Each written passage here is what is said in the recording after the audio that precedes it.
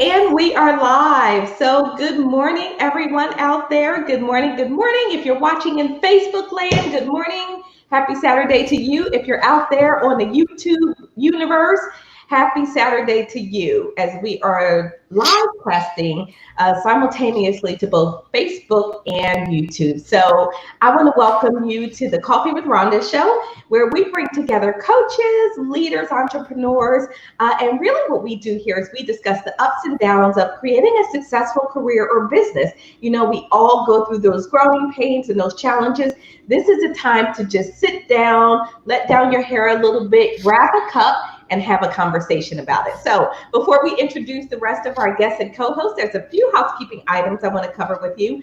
First of all, tell us your name and where you're watching from if you're out there, and don't forget to tell us what's in your cup. And we also want you to be sure that you share the video. If you find anything valuable in this conversation today, like and share the video. And don't forget to comment, because we'll pull you into the conversation. Hopefully you're watching from either coffeewithrhonda.com or coffeewithrhondashow.com so we can see your comments and we'll bring those into the conversation. Now, as we go ahead and get ready to get started, quick round of introductions. My name is Rhonda Y. Williams, and I'm the host of the show. I am an emotional intelligence strategist and leadership coach. And what I do is I help leaders and organizations shift from overwhelmed to overjoyed, shift from stuck to unstuck, so that they can get focused and really start creating the outcomes they want, so that they are creating the business success that they want to see, or the career success. So that's a little bit about me. And this morning, so let me just share with you all that I moved yesterday. And so I'm a little out of sorts this morning. Things are a little bit crazy for me, but I was able to get up and have a cup of coffee. And so I have in my cup coffee, and my coffee says, "Crabby till I get my coffee." It should say, "Crabby until I unpack these boxes," is what it should say. But anyway, moving on right along. So we're going to go ahead and introduce our co-hosts and our guests now. And let's start with our wonderful guest that's joining us today, Mr. Wendell Graham. Good morning to you. You are our first male guest. Well, I am honestly honored. My name is Wendell Graham, and I am originally from the beautiful city of Mobile, Alabama. I currently reside in Huntsville, Alabama. Now, I want to make sure that it's my turn, because when you give a speaker the mic, you want me to just introduce myself? Is that what it is? Yes, just tell us who you are and what you do, and then tell us what's in your cup. Okay. All right, very good. Okay. Uh-oh. All right, we can't hear you right now, Wendell. Nope. So folks out there, if you ever, when you use technology, you know how this goes, right? You got the ups and the downs. So all right, sure. We'll give Wendell, we'll come right back to you for your introduction, okay? Let's go ahead and go to Roz. Roz, good morning. Wait, April's out there. April's saying good morning to everyone. So good morning, Miss Roz. Good morning, everybody. As you can see, I'm at work.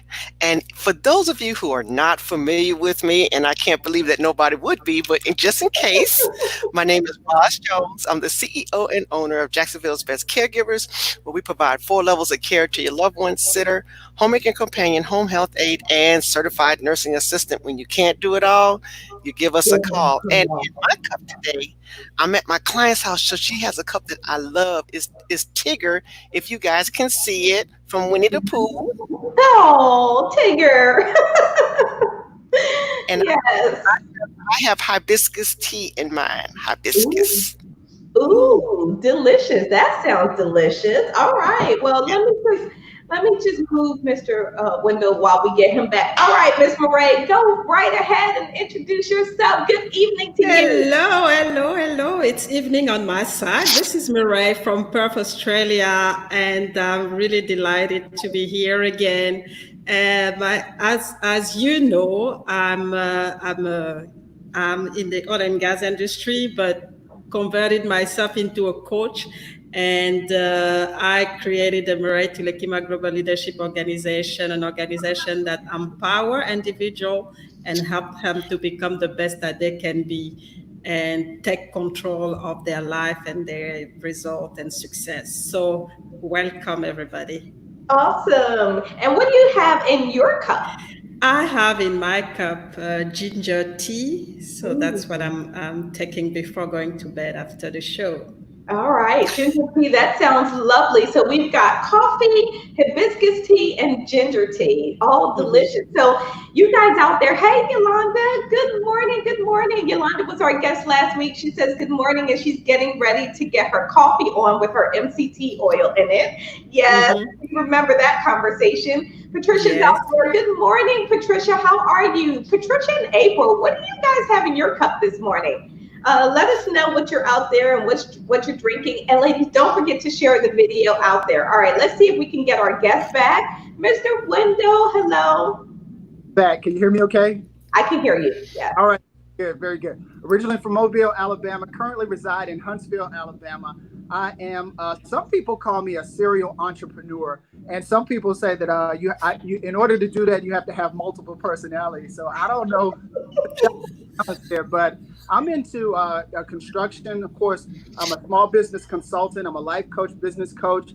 We have a transportation service here called Smart Ride, barbershop, and a beauty salon. So you have to be the judge of whether or not you think that's a multiple personality. But I'm an entrepreneur in the I just identified myself as being a service entrepreneur. I love serving. So that's why I'm always going towards something that's helping other people. So I absolutely love that. That's my passion. That's my number one passion.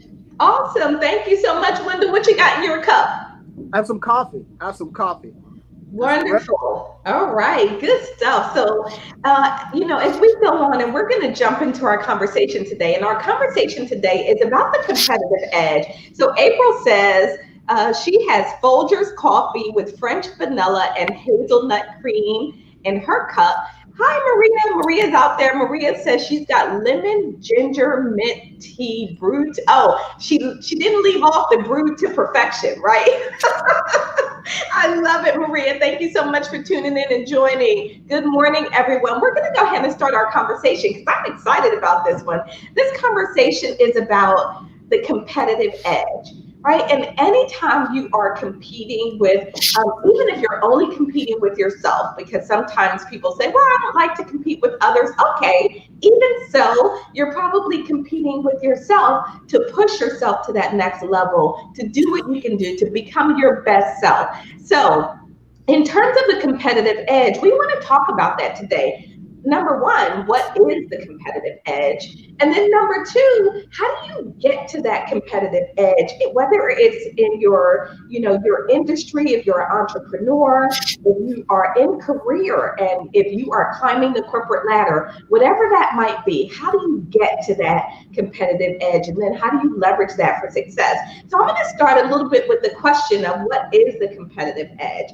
And I want to just do a quick roundtable and go around to all of you on this. How do you define the competitive edge? Because I think as we go throughout our conversation, we want to sort of frame it to say, what do we mean when we say competitive edge? So talk to me a little bit about what you all think of when you hear that word and that term competitive edge. What does it mean to you? And Marae, let's start with you. When we talk about competitive edge, what is that? I mean, for me, the competitive edge is what's giving you differentiate you from anybody and giving you the basically how do I say that? I mean, making you more in advanced than anybody in your niche or in your industry. You can do things that people can't do, or you are ahead of your time in certain areas. We see that in technology, people who are actually very competitive and go with, and think ahead of sometimes their generation. So Mm-hmm. that's really what I see as competitive edge. Really differentiates yourself from the pack, basically. Differentiating Uh-huh. yourself from the pack. Absolutely. And so, Mhm. Wendell, when you hear about the term competitive edge, and Shane's out there, Shane says, what's up, y'all? And then we have Patricia, who says she's got chocolate mushroom coffee, which Mhm. I've never heard of, with liquid vanilla stevia. Very good, Patricia. Thank you so much, ladies. Don't forget to like and share the video, and then type in your conversation. What does a competitive edge mean to you as Wendell we come to you?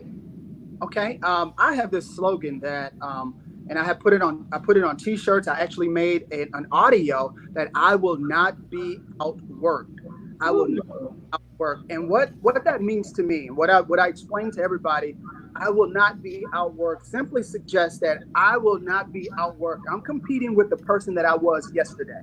So I have to outwork that person that I was on yesterday. I'm not in competition with anyone else because for me, that's it's not a wise thing because every human being is unique. I can't do what you do, so I can't compete with you in that sense. So I will not be outworked. I'm constantly monitoring my success and my progress, my failures from yesterday. And I say, you know what? I won't be outworked. I got to step it up a notch today. So the competitive edge for me is to constantly grind, constantly outwork, study, and apply yourself. And that's what gives you the competitive edge. Wonderful. Thank you so much, Wendell. Woo! Out working out and on that grind and on your hustle. Roz, what about you? When you think of having the competitive edge, and especially for you, in the market that you're in caring for others, people may not think that you need a competitive edge. But you know what? I think everyone needs a competitive edge. So what's yours and what does that mean to you? Mine is probably similar to Wendell's. I am a workaholic. My dad always tells me, "You work harder than any man that I know." So as far as being working harder than the previous day, I totally agree with Wendell. Now, the other thing is for the business, when you hear me do my 30-second elevator pitch, I said we specialize in these services. Everybody doesn't give that type of service. So that's a competitive edge. And also too, our competitive edge is that we do things that other companies won't do. We take our patients out, to lunch. I call them field trips. We take them shopping, we take them to get their hair done, their nails, their hair cut. We take them just on a ride to go visit friends. So that's the competitive edge that my company gives that a lot of other home health care companies will not take that risk because they feel like it's too much of a insurance risk. But if you look at your insurance, you can do these things, but they want to charge extra. I don't charge extra for that. So that's my competitive edge. That's a part of our specialized caregiving, is that we offer those services on a daily basis compared to my competitors. So I Wonderful. offer, so the competitive edge is offering something that other companies don't offer, other companies don't do, and they know me for this. Even when I go live on Facebook page, they know that my client and I are going out to dinner. We're going to to get our toes done or whatever. So that's my competitive edge. I'm doing things that probably 80 or 90% of the companies similar to mine will not do. I love that. I love that because it's very specific and unique to you and what you do. And when I think of the competitive edge, I'm thinking if you have two folks offering a similar service, why should they choose you? If you're in the business industry or you're in the career and there are two people applying for the position, why should they choose you? Right? What sets you apart? What makes you different? What's that little extra that you're going to bring to the table? As Wendell said, that they can't do what you do. But here's the question. Number one, do you know what that is? And then number two, are you able to leverage that effectively so that you can Hmm. really take yourself to the next level? I feel like I'm kind of like you. I'm a serial entrepreneur. I've never thought about it as a personality disorder, multiple personalities. So now I have to rethink where I come from on that, right? But it's that thing where I try to bring just something a little bit extra to everything that I do. And as I think about it, in each of my industries and each of those areas, Wendell, that you are in, and Roz that you're in, and Marae that you're in, you've got to think about each of those industries and define your competitive edge in each of those, right? So Hmm. for me, it's really becoming that expert, that knowledge, Mm-hmm. that you will not be outworked, as you say, you will not be out hustled in your industry. So let's talk about how you get there to that competitive edge. Because I think that first you have to identify what's happening around you. What is your niche, your market, your people? Mm-hmm. You know, you're going for that job. And so I'm talking from two perspectives because our clients, our audience are people who are professionals in careers and they are climbing the corporate ladder and doing that thing. But then we also have those who are entrepreneurs building their businesses. So go with me on both ways here. So if you're in a career, what sets you apart from that other person? So what are some things that you can do in the career world in order to leverage your competitive edge, in order to really set yourself apart from others? I know for me, one of the greatest assets I think that I ever took to any position was flexibility. You know, flexibility and being able to be nimble and to being able to be to adjust to change without a lot of, you know, moaning and groaning and fussing about it or whatever. You know, I kind of feel like, hey, bring it on. Whatever we need to do, that's what we're going to do. We'll make it happen, right? And I cannot tell you how well that has served me in my career, just demonstrating flexibility. And so, what are some things that you all think might be a good idea to build, strengthen, enhance, or leverage in the career world for people seeking those types of advancements? So, Murray, let's come to you first. What do you feel is some ways that people can use that competitive advantage in the career world? I think the first thing you need to know, I mean, yourself. You need to know the skills that you have. You need to know, the gap that you need to fill, and then based on that, see how you can bring, the right value. I mean, looking at your niche, looking at your industry, and really maintain, the momentum of bringing, learning new skills and going the extra mile, because at the end of the day, it's always about bringing value.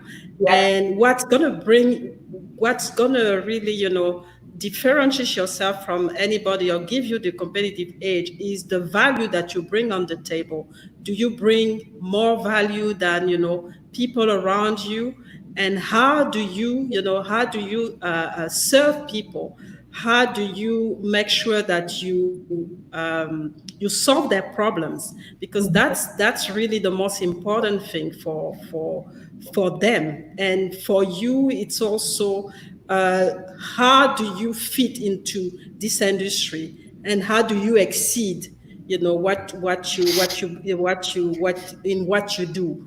And I think that's a good one. And it goes with also branding yourself, which means it's a full package. Going from your hard work, specialize yourself, but also be able to communicate well, what you are, what you bring, and what you're all about, so Right. that people clearly see your value and understand that, you are really the person that they're looking for, as far as, competition is concerned. If you're competing for something, a Right. position, or a market, or something different, it depends of the industry where you are.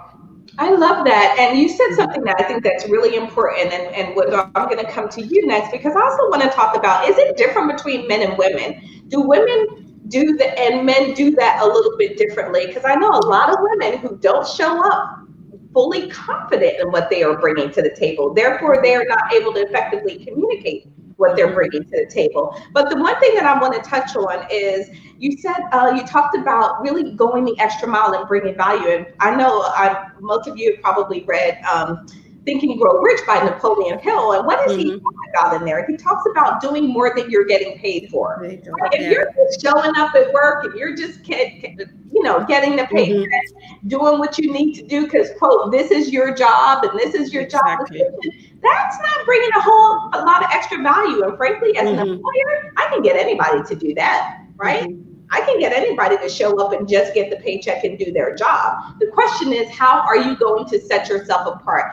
What are you going to do differently? So as we're having this conversation, if you're out there listening, talk to us about your competitive edge. How do you show up, and how do you bring forward, sort of that differentiator, so people are looking at you going, this is exactly what I need. So Wendell, what do you think, in terms of how people can use this, what they can do to show their competitive edge in the business? And then do you think men and women do that differently? And that's a great question because, of course, the name of my company is Slight Edge.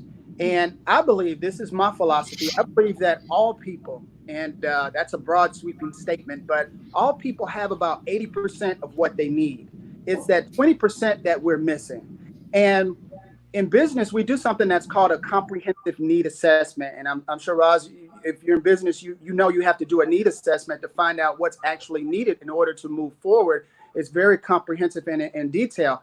But I believe a lot of people don't rely on experts to help them uncover what it is that they need in order to be successful in life. In other words, if you look at it this way, there are people out there with way more talents than I have, way more gifts, way more abilities. But what is it about them that keeps them stagnant? And it's that 20%.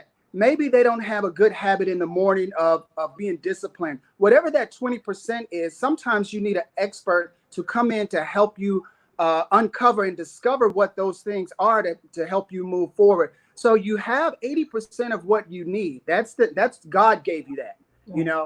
We're the workmanship of God. You came with a skill. You came with gifts. You came with abilities. You came to the planet with that. But it's that 20%. What are you not doing? And that's the key. And sometimes it's the implementation of what you're not doing that makes all the difference in the world. What if you got up an hour early in the morning? What if you stayed up an hour late?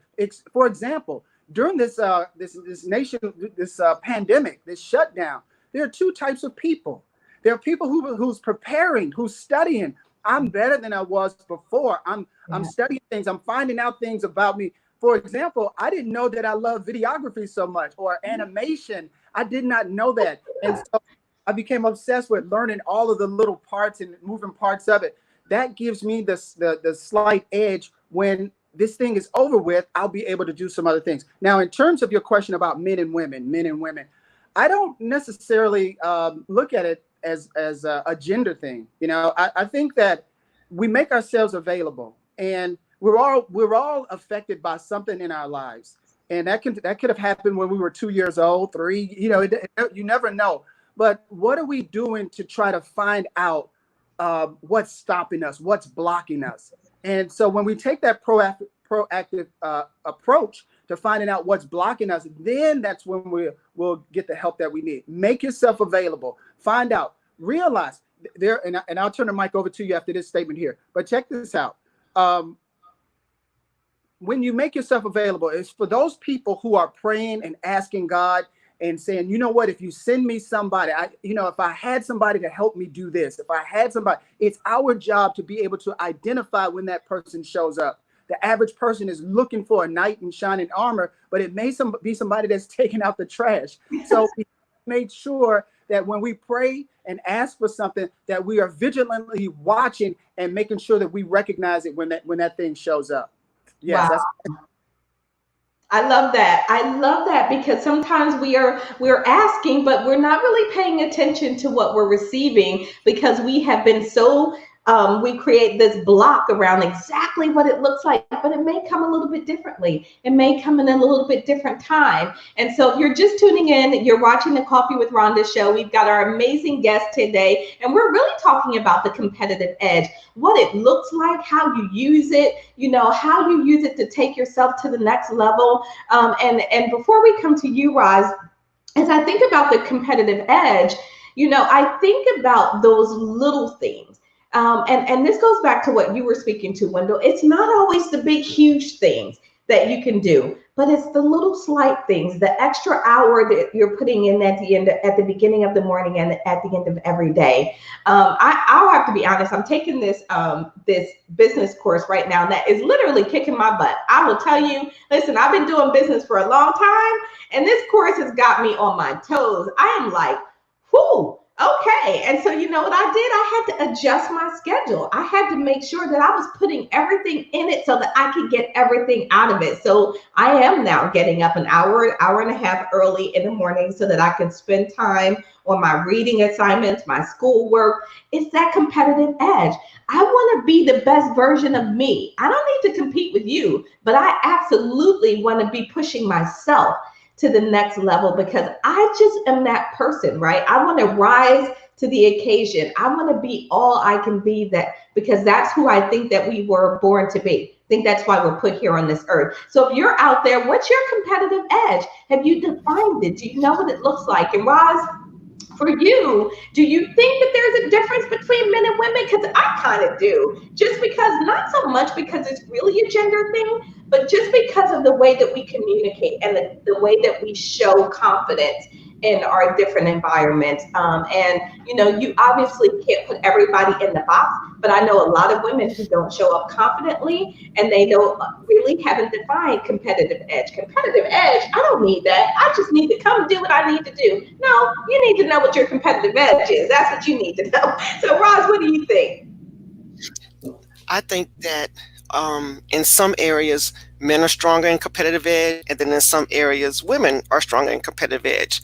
And so you know, like you said, we can't put everybody in one basket. Now, when it comes sometimes to the fellas really sticking together, the fellas stick together and can get that competitive edge. Sometimes with us women, we get a little sometimes um, competitive, you know, in groups.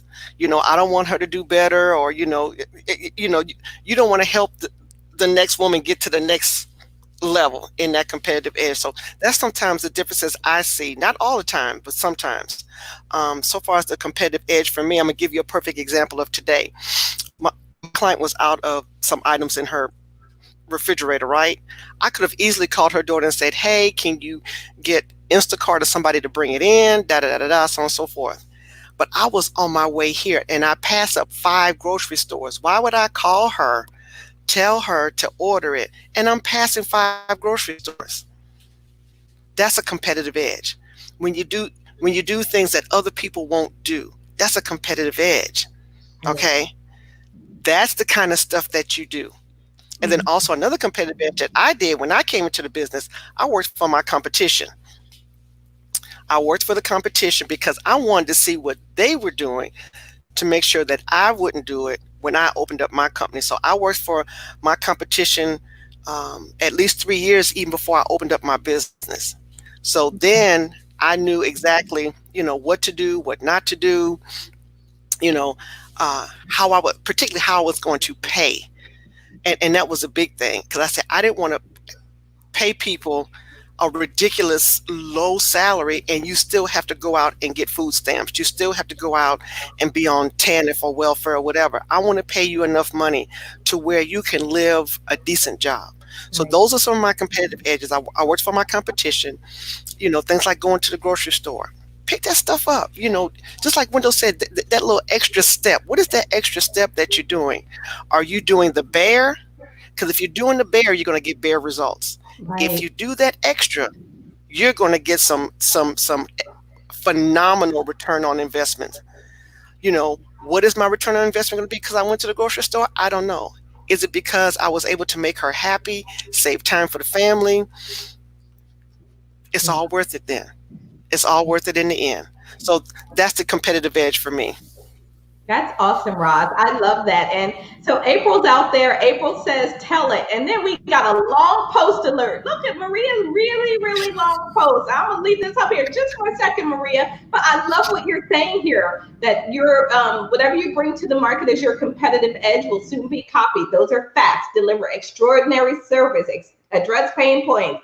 I love that because that's really what it's all about. And so as we talk about, you know, delivering that service and one of the things I think is important, and Roz, you touched on that, is knowing your competition, right? If you don't know what others are doing, whether you think of them a competition or not, there are other people who are providing a similar service, right? So even if you don't call them a competitor, what are they doing? What's working for them? What are they not doing? Where's the gap? Are you a person that feels like you are able to step into that gap and fill it? I'll give you another example for me personally in terms of doing emotional intelligence and teaching emotional intelligence to both individuals, leaders, and organizations. So this term emotional intelligence came out and ended up being this big buzzword, right? And then, but there was a struggle that I noticed, and that was the ability to break it down to a very practical level. What does it mean when I drive out of my driveway in the morning and I get stuck in traffic? What does emotional intelligence mean for me then? What does it mean when I show up at the office and my colleague or my coworker is really having a bad day and they're saying some things they shouldn't say to me? What does emotional intelligence mean for me then? So my competitive edge is being able to take emotional intelligence and make it as simple as possible, to make it a way that you can apply it to your life practically every single day in very easy, simple terms. That's where I developed the UCR advantage. So that's my competitive edge. But unless I knew what my competitors were doing, I would not have known that that was a gap, right? That that was a void that I could step up and that I could feel. So wherever you are, you've got to determine what is the competitive edge. What are you trying to bring? I love what Marie says earlier. You got to know who you are in this process, right? So as we think about the competitive edge, are there any specific strategies or tactics that you would advise so that people can really begin to understand that competitive edge? One of them, I was thinking about this earlier as I was thinking about our conversation, and I thought, so if I'm advising folks on how to really sort of get that competitive edge and focus and really start to use that, the one thing that I would advise is the need to manage stress. And here's why I say that you've got to manage stress, because stress makes you crazy, right? You don't quite think as clearly as you could or should. And if you have things that are clogging your ability to really process things in the very logical way, then that is distorting your competitive edge, right? That might be blocking your competitive edge. How can you do that if you're not tuned in, as Abraham Hicks would say, tuned in, tapped in, turned on, right? How are you going to do that? So I'd say in order to really try to identify your competitive edge, you've got to be able to manage the stress of your business, your career, or the industry that you're in. That's one way. What are some other ways that people can really start to tune into their competitive edge and some strategies where they can identify that competitive edge for themselves? So Wendell, what do you think would be some things that you could advise others on? Always put yourself in challenging situations. You know, that really brings fight in you. You really don't know what you can do until you're in a difficult situation. I have to refer back to the situation that we're in right now.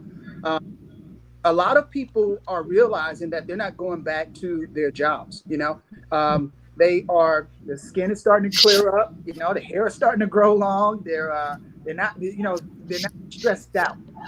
They realize that stress situation was working against as opposed to for them. And sometimes you have to put yourself in a challenging situation to bring out that fight. You know, that's what it is. It's resiliency. So always put yourself in a situation where you have to fight. You know, back in you've heard this saying before. You know, don't burn your bridge. Don't burn your bridge. But excuse me, one second. But there's another story. There's another part to that story of don't burn your bridge. Actually, it comes from the time of war when they would go over the bridge and the general would burn the bridge behind them. Yeah. The only thing they could do on the other side is fight. Those are the only two options. But when retreating was not an option. Retreating is not an option. The only thing you have to do is decide once. Make the commitment and decide once. Most of us, we won't make a commitment. We're scared to make a commitment. What we'll do is we say, hey, Wendell Graham, do you want to be on my show? And I said, well, let me see. I'll get back with you. We don't want to make the commitment because we want to give ourselves a loophole and to get out of things. Make the commitment, burn the bridge. You're either going to fight or die, but retreating is not an option. Don't give yourself the easy way out. So how do you develop that competitive edge? I love what Roz said. She said, work for the competition. Oh my goodness. Because sometimes you have to find out what your competition is doing. It's easily discovered anyway. It's going to, what you say? You said about McDonald's and Burger King and all of these other places. What distinguishes one from the other? Right. You can't do it like I do. The Colonel says he has a 30-something original herbs and spices. So you can't do chicken like him. So number one, put yourself in difficult situations, challenges situations. Don't take the easy route. Put yourself in a situation where you're going to have to figure this thing out. If you're studying that business course, there are things that's shocking you about how you're going to figure this out. But at the end of the day, you figure it out and you celebrate yourself, because when we're born, you have to think about it this way. And I'm turning the mic over. You have to think about it this way. When you were born, you knew nothing. When you were born into this world, you knew absolutely nothing. Everything that you know right now, you had to learn. So that should really be a testament to our ability. If you apply yourself, you can learn anything. And that's what this downtime has given me and millions of other people. We're realizing that we can learn things that we never thought we could learn. Wow. I love that, Wendell. We can learn things that we never thought we could learn. We can do things we never thought we can do. Although I'll tell you what, if I go across that bridge and somebody's burning it behind me, I might have to think once or twice about that. I'll be like, wait a minute. Are you okay? Listen, we're all committed to this. Do we gotta burn the bridge and the boats and all of that stuff too, right? Don't go back. Don't go back. All right, I get it. So Maria's out there. Maria says the competitive advantage is what makes you better than the competition in your customer minds. Thinking from their perspective. Okay, we got to talk about that. Maria, thank you for that point, because you know what? It's a great part that we've got to bring into the conversation. And she says she loves this topic because you know what we haven't talked about from their perspective. Right? We've been talking from our perspective, but how do you know what your customer believes, should be your competitive advantage? Do you know? How do you find that out? If you're starting a business, you're an entrepreneur, you're really putting yourself out there, right? A lot of people are investing their life savings and deciding because their hair is growing and nails are getting longer and skin's clearing up because they've lost all that stress. They're not going back to work. Okay, that's a huge decision. But what does your customer believe should be your competitive advantage and the competitive edge? So, Marae, what do you think? How do we figure that out? Yeah, and I think you're right to ask this question, because especially as entrepreneur, a lot of us start. I mean, I make the same mistake. Is you look at things from your perspective and you don't really think about who you're gonna actually sell the service or the product to. And at the end of the day, it's about them, because you trying to solve a problem that actually impacting them. So it's important that you know exactly what they want and how they want it to be delivered to you. And I think that's where branding is coming in, because they need to understand, as a brand, are you able to really serve them and to bring, to bring a solution to their problem. And you need this constant feedback, talking to them, and understanding really, what they're looking for, and then adapt your service to serve them and to deliver this what they really want. Right. Because otherwise, it's very difficult. You start, because we've seen whenever you start a business and then you just realize, oh, nobody is actually, you have no client, you have nothing, and yet you deliver the perfect product with everything. Talk to specialists to do that, but then you are not actually speaking to any niche or any industry, and you realize that at the end of the day it's not working. So it's really important to understand what is your niche, define your niche, and understand, the problems that you need to solve in this niche, and then adapt your product or your service to that. Oh my gosh, we got some great comments, guys. Let's bring these in. Maria is out there. Maria, you are on the roll, and I love that you gave us this thing to think about in terms of that's why your comments are so valuable and important to us because it's really about our conversation together. Maria says people often make the mistake of thinking their business is about them. I cannot tell you how many Yes. entrepreneurs and business owners are all like, it's me, it's my passion, it's my purpose. Yeah, I love this. And it's like, well, what can we talk about your customer for a minute? Exactly. What did Yeah. they need and what, and are you delivering it? And you'll know if you're delivering it because they'll be buying it. If you're not getting sales, if they're not buying it, then maybe there's a tweaking that needs to be made, right? Maybe we need to do more listening. Maybe we need to go through the process of studying and understanding and research. Listen, everybody wants to run out and follow their passion, but do we do the work behind it, right? Do we do that evaluation like Wendell was saying earlier?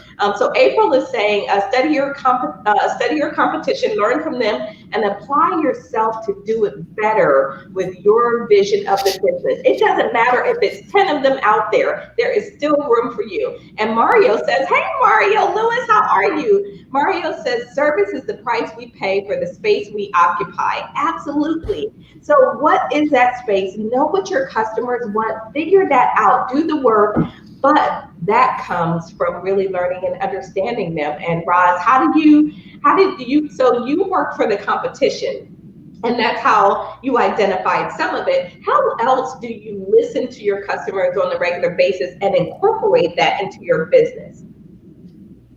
Well, even before we come into the house, we do an assessment, and Wendell had talked about that earlier. In the assessment, you get a lot of information, a lot. They tell you what they expect, what they want. They even tell you what the other companies won't do. So a lot of times, if you just put 2 or 3 questions out there and sit and listen and just be quiet and take notes, you get more information sometimes in the assessment than you would in the survey. So a lot of times the customer tells you, we have to do an assessment anyway in healthcare. It's mandatory. You know, what's wrong with the patient? What do they need? What are your expectations? And now, this is what we can do, or this is what we can't do. And so if it's something that I can't do, I listen, and then I will outsource them. Listen to what I'm saying. If I can't do it, I outsource them to another agency that has more skills than what we have. I'm not running after the dollar and knowing that I can't provide the correct service and a safe service, because that's wrong. I keep a list of 10 other agencies that can provide the skills to the next level that I can't. Right. Okay, so that's important. But the thing is, you have to do an assessment at the beginning. You have to listen to what they need. They tell you. If you can meet it, yes, I can meet it. It matches apple to apple, orange to orange. If you listen and you know you can't do it, no, it's okay to say no. Oh, Outsource where you're weak and there are gaps. I'm gonna say that again. Outsource where you are weak and there are gaps. Don't try to do something you can't do. Nothing is wrong with referring. And you know what? A lot of people say, well, Rosa, I didn't know you would do that. Why wouldn't I? Why would I risk the safety of my employees and the safety of your loved one? And I know that my employees are not trained to do that. wow. I love that. It makes so much sense, Roz. And you're right, because there's a fear, right? So we haven't talked about the fear component of not feeling like you can do everything in your business. Say no. I'm supposed to be the expert. I should be able to do it all. So then you, based on that fear, let it lead you down a path that causes you to do something that in effect could damage your brand, could hurt your brand. Because now they're looking at you going, well, that didn't go well. Right? And why did you do this anyway? So Mario said that our pay is proportionate with the need for what we do, our ability to do it, and the difficulty there is in replacing us. So let's talk about that as we pick up on and bring our audience comments into this, help us drive this conversation, because the difficulty there is in replacing us. I love that. Because we all think, there are a lot of things out there. I'm going to come up and I'm going to come to you, Wendell, and ask you about that.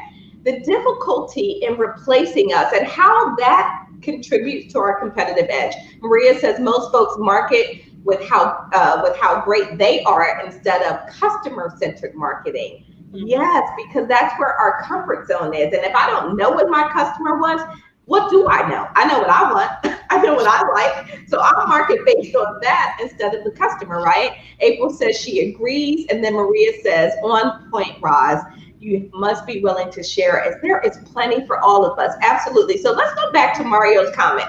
And Wendell, he says a part of it is the difficulty there is in replacing us. How does that contribute to the competitive edge? Yes, that huge. really goes back to me to that 20%. When you know what your 20%, when you know what you're good at, let's put it that way. When you know what you're good at, for example, attention to detail. If you're the type of person who pays attention to detail, and you're not going to let that thing go out until it's to your standards, until it may look good to everybody else, but you're saying, you know what? I'm not going to let this go out until it's to my standards. Once again, Ross said something. She was driving to work and she passed a couple of grocery stores and she said, you know what sense would it make for me to do that when I could just stop by myself? You see, that's the thing that makes the difference. Because what it does, it puts you in a position that you're a valuable asset. It could have delayed the process. That person could have been suffering from, and if I understood what she was saying, that person could have been suffering from a health issue where they needed the food, such as diabetes, that could have drastically affected them. So how being replaced, it's an individual thing. I know what I'm good at, but I also know what I'm not good at. And let me make this point. Let me drive this point home because that's a very excellent point. When I'm doing a comprehensive need assessment or I'm interviewing somebody, whether it's for coaching or if I'm going to MC an event or I'm going to speak at an event, there are two interviews taking place. You are interviewing me and I am interviewing you. Let me say that again. You're interviewing me and I am interviewing you. Right. And at the end of that interview, I may make a decision that I am not the person for you. I'm not the person to do this. Some people have unrealistic expectations, especially in coaching. They say, well, you know what, Mr. Graham, I would love to make $1 million in a year. And you know what I say? Me too. I would. But, we have to make sure that we are the person that can fuel their dream, that can get them to where they want to go. I asked the question, how much did you make last year? Well, 30,000. Well, this year you want to make $1 million. Let's see. I'm not the person to help you get there the way that you think, not in 1 year, because if that was the case, I would help everybody do that. So we have to be an irreplaceable in my world is I pay attention to detail. I want to know what the customer needs. I want to make sure that I'm doing what you are expecting me to do. I don't want to do my own thing. Because this is a la carte. You have goals, dreams, and aspiration, things that you want to accomplish. I may not be the person. Ross said you may have to outsource it in construction. We say sub it out, sub it out to another company that can do it. But we want to make sure that we are the person who can actually facilitate what the client needs.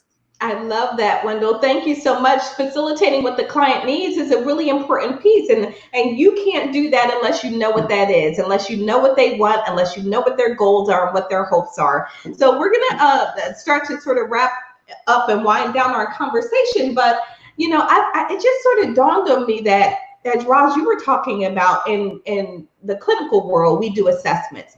Those assessments are critical. And honestly, I assess everything, everywhere, all the time. It doesn't matter. I could walk into a new organization and getting ready to do the workshop. And what am I doing? I'm assessing who's in the room, what's the mood in the room, sort of getting people's expectations, seeing if you can get them to unlock a little bit, to open up a little bit, right?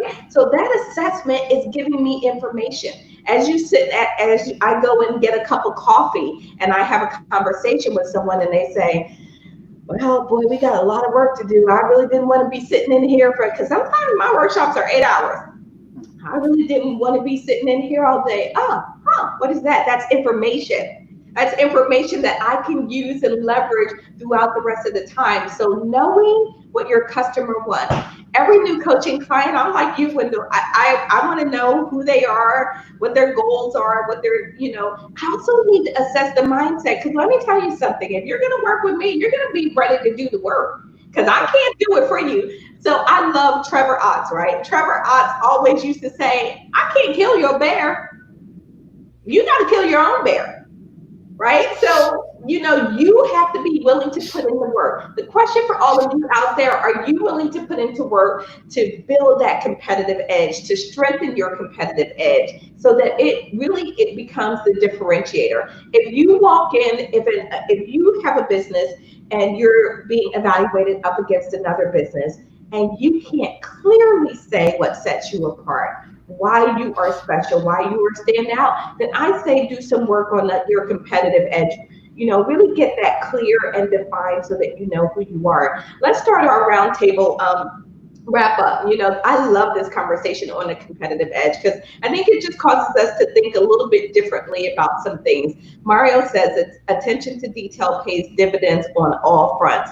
Absolutely, it absolutely does, and it's no different here. Being able to define your niche, as Marae said, right? Understanding who your audience is, knowing what their needs are, as Maria so aptly got us thinking about what is our client and customer need, and being able to share that effectively. Right? So as we wrap up this conversation, what are your last thoughts, and what do you want to share with the audience out there on the competitive edge?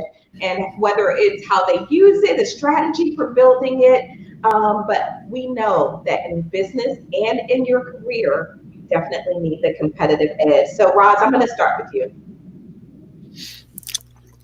So far as competitive edge, the big thing is the assessment and listening. I wanna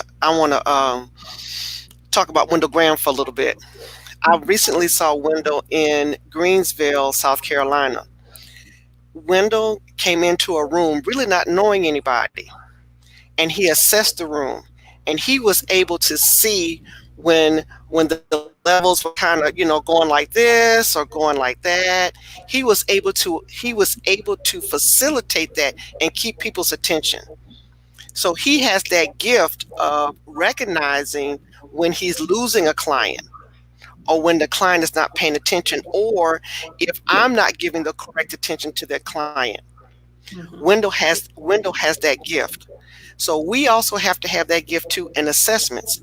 Once the assessment is over and we have the client, can we recognize when that client is not doing well? Can we recognize when that client is having a bad day? Can we recognize that? And that's a part of the competitive edge. We got the client, but how do you keep the client? Right. Can you recognize when things are going wrong? I just wanted to say that once you get the client, you have to maintain that constant line of communication to keep the client. Once you get them, you just don't say, okay, I got them and I turn away. You have to keep in contact. You have to keep in communication with that client, an open line of communication, whether it's good or bad. You have to keep an open line of communication and know when something is going wrong. And that's why I talked about Wendell, because Wendell just has that gift. And I wish I had it. So some days I get it and some days I miss it. But that, that is the big thing, is to recognize when something is going wrong with your client, because when you lose a client, it's hard to get them back. Oh yeah. If you don't keep that line of communication open, if you lose them, it's hard to get them back. But I'm going to turn the mic over, as Wendell Graham says. Awesome. Awesome. So I'm going to come to Marae next in just a second. And Wendell, we're going to close with you so that you have an opportunity to tell folks, how they can learn and follow you and, learn more about what you do and connect with you on social media at the end of our conversation. But I think that's such an important point, Roz, that you've got to be tuned in. So here's a great example yesterday. So I moved yesterday, and if you guys are tuning in late, you're watching the Coffee with Rhonda show, and we're having a conversation today about the competitive edge. And I moved yesterday and everything. I feel a little out of sorts. I managed to settle myself down enough to do this broadcast and have a cup of coffee this morning. But the move itself was beautiful.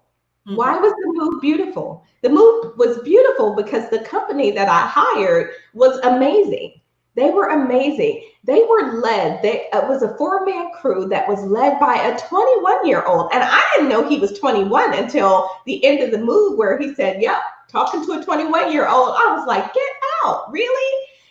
This kid was rocking. He had his crew rocking. They were on it. And I said, you guys are really doing a nice job. He said, thank you so much, man. We do our best every single time. That's our goal. He just kept saying that throughout the entire thing. We do our best. At the end of the move, he came and he said, we're about done. Is there anything else you need done? So I did a quick trip through the house we were leaving, a couple of things I needed them to do. Oh, no problem, man. We'll take care of that right away. We got here to the new house. He said, okay, we're finished. We're ready to go. Is there anything else you need? And I said, well, he said, would you like us to move this over here? This might be a little bit better. I said, you know what? That's a great idea. Sure, that'd be awesome. He was suggesting extra things that he could do for me at the end. And at the very end, he said, is there anything else you need? I don't want you to feel like you need to rearrange things or move something. You know what?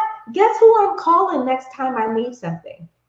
I am calling this young man and his crew because his extra, and my last move from Florida was horrible. It was horrible. So, you know, his edge was his ability to try to service me as completely as he could. Ooh, that came out weird. You know what I meant by that.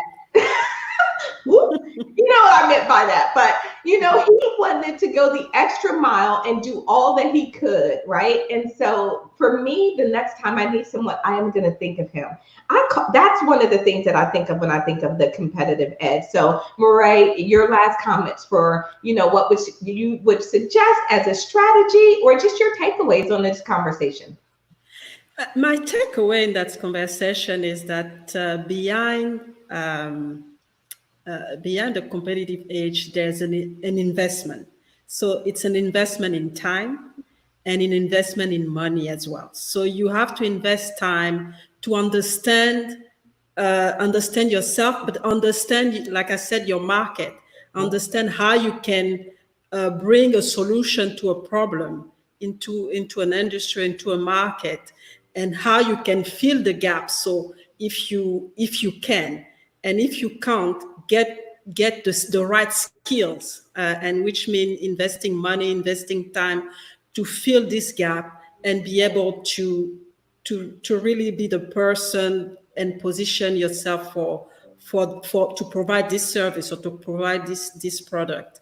And one thing that I really encourage people is to just go out of their comfort zone and get and talk to people, understand what they need, understand what are their problems, so that you can actually position yourself. And if you can't,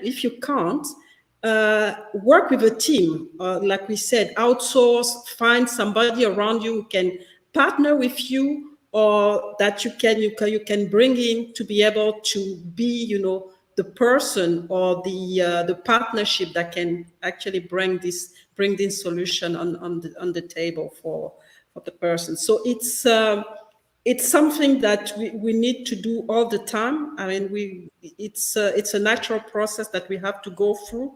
We should always try to improve ourselves, and we should always try to see how we can bring solution to people in our niche or in the area that we really want to have an influence in. I love that. I really love that. And Mario says, awesome show and information. Thank you for tuning in, Mario. It's great to see you out there. Services, the price he paid for the space he occupied. I love it. And then finally, only in discomfort do we grow. Listen, we can do a whole show, and probably should, on the comfort zone, which is not your friend, is what I like to say. The comfort zone is not your friend. You need to, it might be warm and cozy and all of that, but there is no growth happening in the comfort zone. You have to get out. So as we move to Mr. Wendell, before we move to Mr. Wendell, though, I want to do our post-production shot. And if you're out there, don't forget to share the video, like us, join the conversation, tell us what's in your cup. So everybody's got to hold up their cup so that I can get a good shot on the video. I got to get the shadow out of my face. All right, this will be it. Murray, you got your coffee cup? Yeah, I got my coffee. All right, hold your cup up. All right, this will be our post-production shot. Thanks, guys. Good one. All right, fantastic. So, Mr. Wendell, thank you. We're coming to you for your last comments and thoughts on this conversation. Yes. Over the past 17 years, I've learned gambits. And a gambit is a term used in chess which positions you to win. One of the gambits is ask a question, make a connection, and go in that direction. Can you hear me okay? Yes. Okay. Yes. A question, make a connection, and go in that direction. It's very important that you understand what your moves are in business and in your career as a professional. There's a relationship and communications expert by the name of Tony Alexandra. And Tony Alexandra says that communication takes place on 3 levels simultaneously. Now, I could talk all day on this one, but I'll wrap it up. But he says it takes place on 3 levels simultaneously: visually, verbally, and vocally. Visually, you have to make sure that you look the part. You have to make sure that you represent what you say you represent, So visually, you have to make sure that you look the part. Verbally, you have to make sure that you use the right words, understand the language in the industry. I just listened to a press conference. Maybe it was a presidential press conference, and there were some very controversial things said by someone who's not in the medical field, but I won't say any names. But you have to understand, make sure you're using the right words. If that's not your area, hey, let somebody else handle that. And vocally, you have to make sure that you use the right vocal variety, the right pitch, pause, intonation, inflections. You have to make sure that you're expressing yourself in the right way. So in this business, you have to make sure that you understand what your 20% is. What makes you you? What makes you good? Roz, I'm going to send you a check. I'm going to send you a check. Today, you to say that, Wendell. Yeah, I was 5'9" when this started, but I think I'm going to have a 5'10" day. I feel a tall day coming up. but I appreciate this, and I'm so honored to be here. I don't want to take too much time, but I just want to say this, is that there's somebody out there under the sound of our voices, and they're listening to us, and they're wondering how can they take their business, their life, their career to the next level. And what they need to realize is that they have to request that. They have to make themselves available in order to receive the help that they need. If you're not available, people can't help you. And you have to make yourself available and accessible. Don't isolate yourself. Make sure that you're available so people can help you. Wonderful. And Wendell, how can they reach you on social media or learn more about you? Okay. You can, of course, Facebook, Instagram at Wendell Graham. You can also go to my website at slightedgenow.com, and you can read all about me, my bio, and all my information. I do have some products on there as well. But the best way is to Facebook. Send me a friend request, and let's stay in touch. Awesome. Thank you so much. So in our final comments, Maria said, critical component of any customer acquisition and retention strategy is providing customers with the means to refer their friends to your business. That's absolute. That's another one we could do a whole show topic on, right? Is really word of mouth and referral. Great show. Would love to connect. Awesome. We would love to connect with you, Maria. Mario says, awesome. Roz is out there. Yes, thank you for posting. slightedgenow.com. Thank you so much, Roz. If you're out there, don't forget to subscribe to our Facebook page so you never miss another show. Like our Facebook page, subscribe to the YouTube channel, coffeewithrhondashow.com. If you think you have the right stuff, if you think that you are a coach, a speaker, a leader, a thought leader who would like to come on and share your expertise with our audience, then we would love to have you. You can private message any of the co-hosts here, either Murray, Rob, or myself, and we'd be happy to talk to you about that. So have yourself a wonderful rest of the day. For me, I'm going to end with this. The competitive edge that you bring into any situation is your differentiator. It's your ability to really set yourself apart from whether we go with A or whether we go with B, whether they choose you or whether they choose the company up the street. Know what that is, be confident in what that is, and be able to effectively communicate what you are bringing to the table and why you are that differentiator and that difference maker. So I love you all out there. Thank you so much for tuning into the Coffee with Rhonda show. Wendell, thank you so much for joining. It's been such a pleasure having you on. For everybody out there, we look forward to joining you again. Don't forget, you can still like and share the video and make comments. We definitely will respond. And as you go through and you wrap up, remember to stay positive, be intentional, and express the gratitude for what's around you and what's in your cup, both physically and metaphorically speaking. So for all of you out there, we will see you next Saturday. For all of my guests, stay tuned just a second. Bye, everyone. Have a great rest of your Saturday. Good night, Marae.